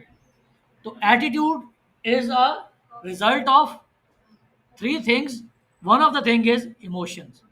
तो हम अब बैकवर्ड आते जा रहे हैं, from behaviour to attitude to formation of the attitude.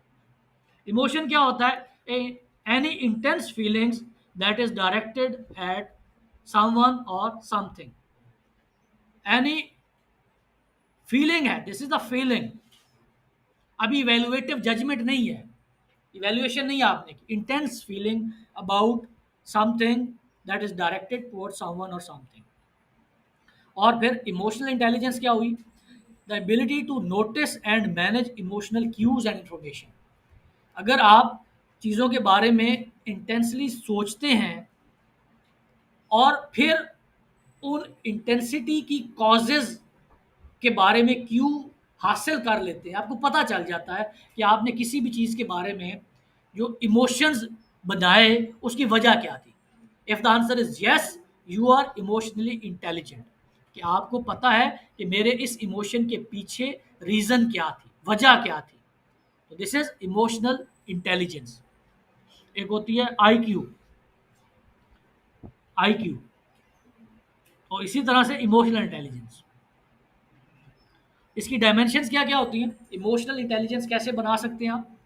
Emotion is your intensity of feeling about something और समवन, और if you can somehow gauge the Q, किसकी रीजन क्या है, तो यू आर इमोशनली इंटेलिजेंट। और ये कैसे होंगे आप, उसकी डायमेंशंस क्या है? Self awareness. अगर आपको अपना पसंद ही नहीं है तो अवेयर कैसे होंगे आप तो अपने बारे में अच्छा सोचते नहीं है। तो सेल्फ स्टीम जिस बंदे की लो है, उसके लिए बहुत बड़ा चैलेंज आने वाला है फ्यूचर में, वो तो self awareness, the ability of what you are feeling, कि एबिलिटी टू नो कि मैं क्या सोच रहा हूँ, इसकी एबिलिटी होना कि मुझे पता हो मैं क्या सोच रहा हूँ, क्यों सोच रहा हूँ। ये कैसे आएगा? सेल्फ स्टीम होगी तो पता चलेगा। तो self awareness, self management, the ability to manage emotions and impulses. Impulse क्या होता है? What is impulse? स्पॉन्टेनियस, अचानक। Impulse buying, what is impulse buying? नहीं पता। इम्पल्स बाइंग इस्तेमाल की जाती है, बड़े मार्ट्स में आप जाएं तो बहुत सारी बच्चों की खाने पीने की चीज़ें उन्होंने टिल मशीन जहाँ पे बिल होना था वहाँ रखी होती हैं। वो क्या होती हैं? वो सारी इम्पल्स बाइंग होती है। हम लेने एक चीज़ जाते हैं 10 चीज़ें ले आते हैं, इम्पल्स बाइंग। कि एट द मोमेंट आप जिस चीज़ के बारे में डिसाइड कर लेते हैं वो आपकी इम्पल्स बाइंग कहलाती है। तो सेल्फ मैनेजमेंट, फिर सेल्फ मॉनिटरिंग, कि आप प्रसिस्ट करते हो to face the setbacks and the failures. Empathy, the ability to sense how others are feeling. Empathy is putting yourself in the other's shoes. जब भी आपने कस्टमर को सुनना है, जब भी एचआर के बंदों ने किसी एम्प्लॉय के ग्रीवियंस को सुनना है, तो एम्पथी का शो करना है। Empathy is putting yourself in the his और हर शूज, कि वो जो बंदा बात कर रहा है उसकी जगह पे अपने आप को रख के सोचना। This is empathy. इसी से आपकी इमोशनल इंटेलिजेंस ज़्यादा होगी, जब आपको पता होगा कि अगला बंदा क्या सोच रहा है। Social skills, ability to handle emotions of other people. ये तमाम चीज़ें, ये तमाम स्किल अगर आपके पास होंगी तो you are emotionally intelligent person. अच्छा, एक गेयर हॉलैंड का पर्सनैलिटी जॉब फिट है। इसको कंक्लूड करके, इसको ख़त्म करके हम ये पर्सनैलिटी वाला एस्पेक्ट ख़त्म कर लेते हैं। वो ये कहते हैं कि कुछ पर्सनैलिटी टाइप्स हैं और कुछ उसके पर्सनैलिटी के करैक्टरिस्टिक्स होते हैं और फिर उनके हवाले से कुछ सैंपल ऑक्यूपेशंस हैं जिनके अंदर उनको जाना चाहिए। सबसे पहले वो कहता है एक पर्सनैलिटी टाइप होते हैं, कुछ रियलिस्टिक लोग होते हैं। They prefer physical activities and required skill, strength and coordination. ये एक पर्सनैलिटी टाइप है जो रियलिस्टिक होते हैं। इनके करैक्टरिस्टिक्स क्या होते हैं, आप इनको कैसे पहचानेंगे? ये शाय होते हैं, ज़्यादा खुलते नहीं हैं, लेकिन जेन्युइन होते हैं। परसिस्टेंट होते हैं, मुसलसल काम करते रहेंगे लॉन्ग टर्म के लिए। स्टेबल होंगे, कन्फॉर्मिंग होंगे और प्रैक्टिकल होंगे। अब ये वो वाले लोग हैं जिनको असेंबली लाइन पे काम करना चाहिए, मैकेनिक्स के तौर पे काम करना चाहिए, ड्रिल प्रेस ऑपरेटर के तौर पे काम करना चाहिए, वर्कर्स के तौर पे काम करना चाहिए या फार्मर्स के तौर पे काम करना चाहिए। कि वो बंदा जो कि फिजिकल एक्टिविटीज़ को पसंद करता है, imaginative, sorry investigative. Second type is investigative. They prefer activities involving thinking, organising and understanding. इनके अंदर पर्सनैलिटी कैरेक्टरिस्टिक्स कौन कौन सी होती हैं? दे आर एनालिटिकल, चीज़ों को एनालाइज करते हैं, ओरिजिनल और इंडिपेंडेंट, क्रिशियस होते हैं ये चीज़ों के बारे में। फिर इनके बारे में जो ऑक्यूपेशंस हैं वो कौन कौन से? इनको इकोनॉमिस्ट होना चाहिए, बायोलॉजिस्ट होना चाहिए, न्यूज़ रिपोर्टर होना चाहिए, मैथमेटिशियंस होना चाहिए। फिर सोशल लोग होते हैं कुछ। They prefer activities involving and helping and developing others. ये सोशेबल होते हैं लोग, फ्रेंडली होते हैं, कोऑपरेटिव और अंडरस्टैंडिंग होते हैं। इनको सोशल वर्क करना चाहिए, टीचिंग में जाना चाहिए, काउंसलर बनना चाहिए, क्लिनिकल साइकोलॉजिस्ट बनना चाहिए। कुछ होते हैं जो कन्वेंशनल लोग होते हैं। कन्वेंशनल इज कि जो रूल्स एंड रेगुलेशंस को, ऑर्डर्स को, अनएम्बिगुअस एक्टिविटीज़ को पसंद करते हैं। ये एफिशिएंट, प्रैक्टिकल, अनएम्बिगुअस और इनफ्लेक्सिबल होते हैं और कन्फॉर्मिंग होते हैं। इनको अकाउंटेंट बनना चाहिए, कॉर्पोरेट मैनेजर बनना चाहिए, बैंक के अंदर जाना चाहिए और क्लर्क बनना चाहिए। एंटरप्राइजिंग, ये वो लोग होते हैं जो कि प्रेफर करते हैं वर्बल एक्टिविटीज़ को, अपॉर्चुनिटीज़ को, इन्फ्लुएंस करते हैं अदर्स को टू अटेन पार। ये सेल्फ कॉन्फिडेंट होते हैं, एम्बिशियस होते हैं, एनर्जेटिक होते हैं और इनको लॉयर बनना चाहिए, रियल एस्टेट में जाना चाहिए, पब्लिक रिलेशंस में जाना चाहिए, स्मॉल बिजनेस के मैनेजर को बनना चाहिए। और उसके बाद आर्टिस्टिक होते हैं, ये लोग एम्बिशियस को, अनसिस्टमैटिक तरीकों को पसंद करते हैं, क्रिएटिव होते हैं, एक्सप्रेशन को पसंद करते हैं। इमेजिनेटिव इनकी जो स्किल्स होती हैं। फिर ये आइडियलिस्टिक होते हैं, इमोशनल और इंटरेक्शनिस्ट होते हैं। इनको पेंटर बनना चाहिए, म्यूजिशियन बनना चाहिए, इंटीरियर डेकोरेटर बनना चाहिए। तो ये हॉलैंड साहब का ख्याल है कि डिफरेंट पर्सनैलिटी टाइप्स, उनके करेक्टरिस्टिक्स और उनके जो ऑक्यूपेशंस हैं उनको मैप करके कोशिश की गई है, जिससे एनालाइज करने की कोशिश की है उन्होंने कि आपने अपने लिए कौन सा पेशा सेलेक्ट करना है। Then to emotions and then to perception. हम बैकवर्ड मूव करते हुए आ रहे हैं। What is perception? पहले भी बहुत दफा इसके ऊपर हमने बात की है। A process by which we give meaning to our environment by organising and interpreting sensory impressions. Sensory impressions हमारे जो हिस्स होते हैं, जो हमारी हिस्सियात हैं, इनसे जो हमें इंफॉर्मेशन मिलती है, जब हम इनको मीनिंग देते हैं, this is the process of perception. कौन कौन से ऐसे फैक्टर्स हैं जो कि इम्पैक्ट करते हैं while we make our perception?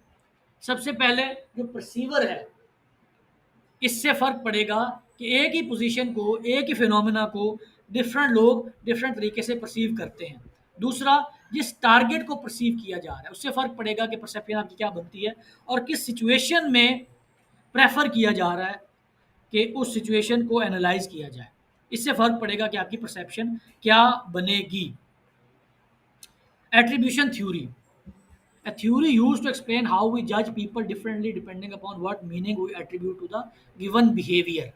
Attribution theory ये है कि किसी भी बिहेवियर को हम एक मीनिंग ड्रॉ करा लेते हैं, उस मीनिंग के नतीजे में जो हम बिहेवियर को डेजिग्नेट कर चुके होते हैं उससे हम लोगों को जज करते हैं और उस बिहेवियर के बारे में हम इन 3 पैरामीटर्स के ऊपर उस बिहेवियर को जज करेंगे। इन तीनों के ऊपर अगर वो पूरा उतरेगा तो उस बिहेवियर की बुनियाद के ऊपर हम लोगों के बारे में जजमेंट कॉल देंगे। बिहेवियर कितना डिस्टिंक्टिव है? डिस्टिंक्टिव होता है यूनिक होना, मुनफरिद होना। कितना कंसिस्टेंट है, बार बार वो बिहेवियर होता है या नहीं। और उस बिहेवियर के ऊपर कंसेंसस है या नहीं। इन तीनों पैरामीटर्स के ऊपर जो बिहेवियर पूरा उतरेगा, उसकी बुनियाद के ऊपर हम लोगों के बारे में जजमेंट कॉल दे देंगे। क्लास में कुछ लोग लेट आते हैं, ये एक डिस्टिंक्टिव बिहेवियर है, इसमें कितनी कंसिस्टेंसी है, और क्या वो बंदा हर क्लास में लेट आता है। इस एक बिहेवियर की वजह से अगर मैं कहूँ कि मेयो एक नालायक स्टूडेंट है, तो मैं एट्रीब्यूशन थ्योरी के ऊपर अमल कर रहा हूँ। समझ आ गई कि किसी भी एक बंदे के बारे में उसका एक बिहेवियर आप पकड़े, उसकी बाकी शख्सियत को साइड पे कर दें और उसके डिस्टिंक्टिवनेस को देखें, कंसिस्टेंसी को देखें और कंसिस्टेंस देखें कि वो क्या बार बार कर रहे हैं। सवाल इसलिए होते हैं, हम कह तो देंगे कि मेयो बड़ा फजूल बंदा है, लेकिन इसमें अंदर दो गलतियां भी हो सकती हैं। वो क्या होती हैं कि कुछ फंडामेंटल एट्रीब्यूशन एरर्स होते हैं। एरर्स मसाइल क्या होते हैं कि हम अमूमन ये समझते हैं कि हम अंडर एस्टिमेट करते हैं जो इन्फ्लुएंस होता है एक्सटर्नल फैक्टर्स का। एज ए जजमेंट कॉल करने वाले मैं हमेशा ये समझूंगा कि अगर ये लेट आया है तो इसमें इसका अपना ज़्यादा कसूर है, बाहर वाले हालात का इतना ज़्यादा कसूर नहीं है। ट्रैफिक का ज़्यादा होना, इशारा बंद होना, बिजली नहीं है, पानी नहीं है, नाश्ता नहीं बना था, सारे मसाइल ये एक्सटर्नल फैक्टर्स। तो बीइंग एन एट्रीब्यूशन थ्योरी के हिसाब से जब मैं जजमेंट कॉल दूंगा तो मेरी टेंडेंसी ये होगी कि अपने नाकामी के लिए अगर ये बंदा खुद ज़्यादा जिम्मेदार है तो दिस इज एन एरर, ये गलती होती है, हमें बराबर रखना चाहिए। तो ये फंडामेंटल एट्रीब्यूशन एरर है जिसके अंदर हम अंडर एस्टिमेट करते हैं influence of external factors and over estimate the influence of internal factors. हम ये कहते हैं कि खुद ये ज़्यादा जिम्मेदार है और बाहर वाले फैक्टर्स कम जिम्मेदार। फिर सेल्फ सर्विंग बायस। सेल्फ सर्विंग बायस क्या होता है कि हम इंडिविजुअल की टेंडेंसी होती है कि वो एट्रीब्यूट करते हैं कि हमें जो सक्सेस मिली है ये हमारी वजह से है और जो नाकामी है ये लोगों की वजह से। माजी की हुकूमतें ही सारी करप्ट थी। तो दिस इज सेल्फ सर्विंग बायस। मैं अपनी राय को सपोर्ट करने के लिए एक अजम्पशन की बुनियाद के ऊपर एक जजमेंट कॉल दे रहा हूँ, दिस इज सेल्फ सर्विंग बायस। फिर हम कुछ शॉर्टकट्स इस्तेमाल करते हैं जब जज करते हैं लोगों को। वो क्या होता है? Assume similarity. अज्यूम सिमिलैरिटी क्या है कि जब मैं लेट जाता था तो मैं तो अपनी सुस्ती की वजह से लेट जाता था, तो उसका मतलब बाकी जितने भी लेट आते हैं ना ये भी इसी वजह से आते हैं। दिस इज अज्यूम्ड सिमिलैरिटी कि एक काम जो मैं करता था और उसका कोई नतीजा निकलता था बाकी सारे भी वही करते हैं। This is called assumed similarity. ये अजम्पशन है मेरी, हो सकता है सही हो सकता है गलत हो। फिर स्टीरियोटाइपिंग, इसके ऊपर हमने पहले भी बात की थी कि जब हम किसी बंदे के बारे में जजमेंट करते हैं क्योंकि वो किसी खास ग्रुप का हिस्सा है, तो उस ग्रुप का हिस्सा होने की वजह से हम समझते हैं कि ये भी वैसा ही है। दहशतगर्दी के दिनों में कोई भी पठान लड़का आ रहा था तो सारे भाग जाते थे, साइड पे हो जाते थे। तो दिस वॉज स्टीरियोटाइपिंग। और हेलो इफेक्ट, ये भी एक हमारी एक शॉर्टकट हम इस्तेमाल करते हैं। A general impression of the individual based on a single characteristic. एक किसी भी खूबी या खामी की वजह से हम उसके बारे में एक इंप्रेशन बना लें कि ये इस तरह का है, एक खूबी या खामी की वजह से। This is called hello effect. तो ये जजमेंट्स को कॉल करने के कुछ शॉर्टकट्स हैं जिनके अंदर गलती होने के चांसेस बहुत ज़्यादा होते हैं। अब बिहेवियर से वापस आते आते हम उसकी बॉटम लाइन पे पहुंच चुके हैं, that is called learning. A relatively permanent change in the behavior that occurs as a result of experience। आप लोग यहाँ लर्निंग करने आते हैं तो लर्निंग के लिए जो की कंपोनेंट है that is the permanent change in your behaviour. अगर आप जब आए थे जैसे थे यहाँ से निकलेंगे वैसे ही होंगे तो कोई लर्निंग नहीं। Learning is a permanent change in a behaviour. जब आपके बिहेवियर के अंदर, आपके कंडक्ट के अंदर कोई परमानेंट चेंज नहीं आता, लर्निंग नहीं हुई। और लर्निंग के लिए एक थ्योरी है कि लर्निंग क्या होती है, हमारा जो बिहेवियर है उसमें लर्निंग का क्या रोल होता है। ऑपरेंट कंडीशनिंग इसको कहा जाता है। ए theory of learning that behaviour is the function of its consequences.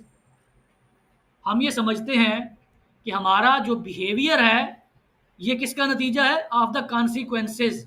हम जब कोई काम करते हैं तो हम कोई चीज़ हासिल करना चाहते हैं या किसी चीज़ से बचना चाहते हैं, तो क्या हुआ, जो कॉन्सिक्वेंस है जो नतायज हैं वो पीछे की तरफ आते हुए हमारे बिहेवियर को मोल्ड कर रहे हैं। तो लर्निंग कैसे होती है कि जो नतायज होते हैं इससे हमारा फ्यूचर का बिहेवियर डिटरमिन होता है। Behaviour is the function of its consequences. नतायज डिटरमिन करते हैं किसी भी चीज़ का आउटकम, ये फैसला करेगा कि फ्यूचर के अंदर हमारा बिहेवियर कैसा होगा। Then there is a social learning theory, a theory of learning that says people can learn through observation and direct experience. Social learning, एक मुआशरे के अंदर रहते हुए हमने कुछ चीज़ें लर्न कर ली, इस क्लास के एक सोशल इन्वायरमेंट के अंदर रहते हुए आपने कुछ चीज़ें लर्न कर ली, तो this is your social learning. Social learning होती कैसे है? It start from attention. किसी चीज़ को आप अटेंशन देते हैं, फिर आप उसको रिटेन करते हैं, फिर आप उसको रिप्रोड्यूस करते हैं, फिर उसको री करते हैं। अटेंशन, पहले आपने वो चीज़ हासिल की, फिर रिटेन की, फिर उसको रिप्रोड्यूस किया, और फिर जब रिप्रोड्यूस करने के बाद आप उसको पॉजिटिव नतायज मिले, इसका मतलब है कि वो री होगी, बाकी लोगों ने भी वैसे ही बिहेव करना शुरू कर दिया। तो this is social learning theory का जो प्रोसेस है। Shaping behaviour, the process of guiding learning in graduated steps using reinforcement और lack of reinforcement. Shaping behaviour क्या होता है कि मुआशरा, ऑर्गेनाइजेशन या आपका लीडर आपके किसी बिहेवियर को इंडोर्स करता है, फिर आप उसको बार बार करते हो, या आपके किसी बिहेवियर को रिइंफोर्स नहीं करता, इंडोर्स नहीं करता, तो आप बाद में वो बिहेवियर नहीं करते। आप जल्दी आते हो, आपका बॉस आपको गुड कहता है, तो क्या किया उसने? आपके बिहेवियर को शेप कर दिया। नेक्स्ट टाइम आओगे वो फिर गुड कहेगा, लेट आओगे उसको रिइंफोर्स नहीं करेगा। तो बिहेवियर जो कि आउटकम है हमारे एटीट्यूड का, उसको अगर इन्फोर्स कर दिया जाए, री कर दिया जाए, तो हम क्या कर रहे होंगे? उसका बिहेवियर शेप कर रहे होंगे। और अगर उसको री आप नहीं कर रहे, तो आप क्या कर रहे हैं? उसके बिहेवियर को शेप करने के लिए एक हिंड्रेंस क्रिएट कर रहे हैं। आज के दौर में ऑर्गेनाइजेशनल बिहेवियर में जो इश्यूज आते हैं, सबसे बड़ा इशू, पहले भी हमने इसके ऊपर बात की है, that is the generation gap, managing generational differences. जिस ऑर्गेनाइजेशन में आप काम कर रहे होंगे, एक 25 साल का लड़का भी होगा और एक 60 साल का बाबा भी होगा, और उन दोनों का जो बिहेवियर है वो डिफरेंट होगा, based on the attitude, based on emotions, based on learning and perception. ये सारी चीज़ें मिल के उसका बिहेवियर बना रही होंगी। फिर ये एक मैनेजरियल चैलेंज भी होगा, और हर ऑर्गेनाइजेशन में, हर वर्क प्लेस में कुछ ऐसे होते हैं जो शिकायती होते हैं, उनको हमेशा मसाइल ही नज़र आते हैं। तो negative behaviour of the work force जो होता है, उसको मैनेज करना भी एक बहुत बड़ा चैलेंज होता है।